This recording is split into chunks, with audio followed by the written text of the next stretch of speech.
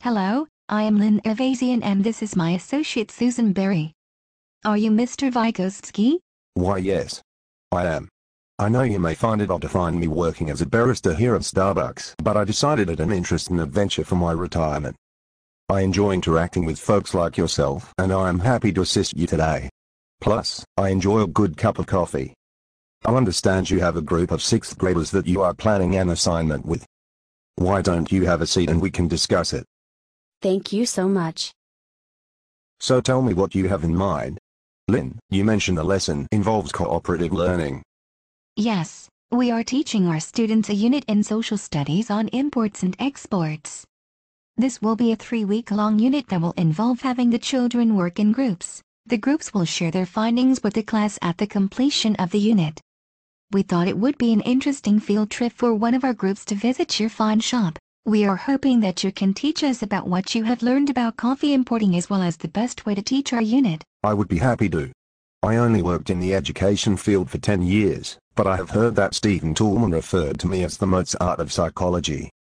This was quite flattering. I must say, I think that you're on the right track. Learning in groups with an expert facilitator is a key component in learning. Tell me a bit about your plan. Oh, thank you. We are trying to implement as much cooperative learning in this unit as we can. For instance, we began by brainstorming about various items that are imported and exported around the world. We started by making a list of what we did and did not know. We decided to focus on the import and export of 5 items: coffee, cocoa, wheat and oranges. The group of students for the upcoming field trip are focusing their learning on the coffee industry. That is a great start to your unit. You work collaboratively to discover base knowledge from each other. Next, you should divide the students into groups so that they can later share their knowledge with each other. Exactly. Each group is now responsible for bringing in items to represent their product. That's right. The students in the coffee group are lucky because they have 2 classmates from Mexico and Nicaragua. In fact, 2 of the students brought in coffee samples from their families' native lands. Their families serve these at home. The teachers provided some coffee samples from the United States for comparison. Wonderful! I think children can learn so much just from the diverse interests of their classmates. Much of the child's development comes from the historical and cultural context that they grow up with. As you know, I believe that learning is constructed when individuals engage socially. Each child has a range of tasks he or she cannot do alone but can with the assistance of adults or peers. I refer to this as the zone of proximal development. With this in mind, can you think of other things that the students can do to facilitate collaborative learning? We contacted coffee companies in Colombia and Nicaragua who have agreed to give us information about coffee exportation. The students will contact them via the internet to do some research and get their information. The children will also poll their family members about their coffee habits, such as what kind of coffee they drink, what kind do they like, how do they prepare it, etc. I think that using technology to learn from people around the world is vital for students' learning. It connects them in ways that were not possible years ago. It shows them that what they are studying applies to real life. Have the students found any simulations about the import/export of coffee? No, we have not. Would they be helpful? Most definitely. I will write down some of the websites for your use. These simulations will allow the students to make decisions and learn about import and export companies, just like in the real world. Perhaps they could do some internet research to find a simulation on importing and exporting. Another great idea is to show a video about the culture of the area that the coffee is grown in. Perhaps you can find some footage of the actual growing and harvesting of the crop. Then, they could use a graphic organizer to show the results. It should include a drawing of what the plant would look like. They should also write down the native words for coffee from the country where it is grown. Have the students do research on how the coffee is grown, harvested and prepared.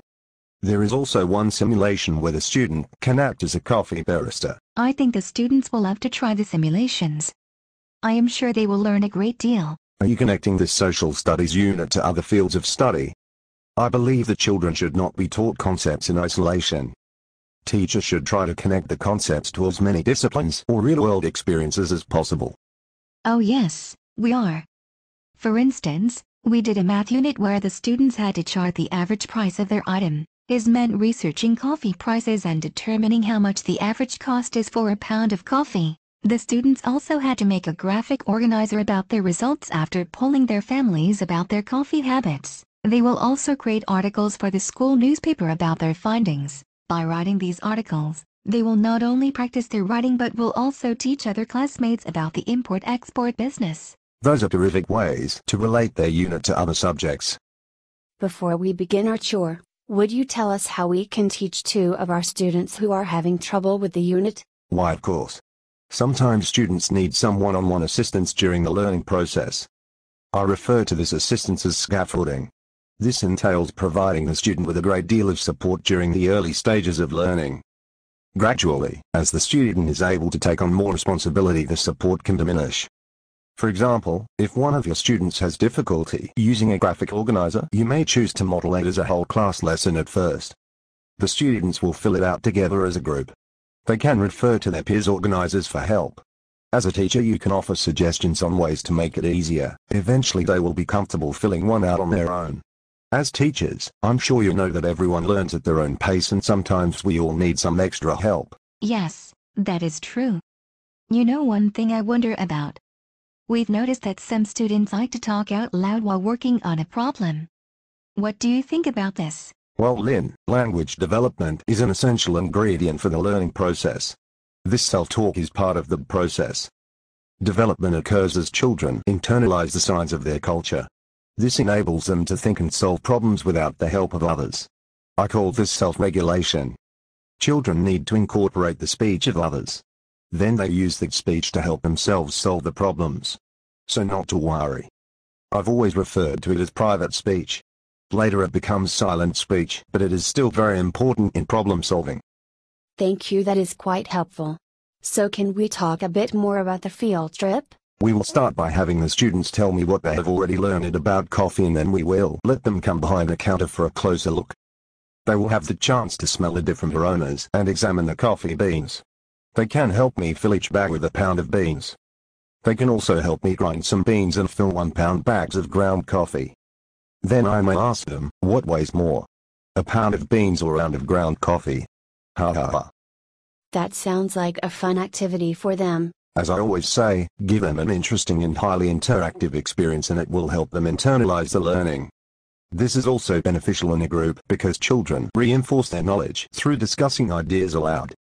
Thanks so much for filling us in on your theories. You both have some excellent ideas. I think all of these activities will make for a highly engaged group of students. Thank you so much for your time, Mr. Vygotsky. Yes, thank you. We learned a great deal about social constructivism today. The pleasure was all mine, ladies.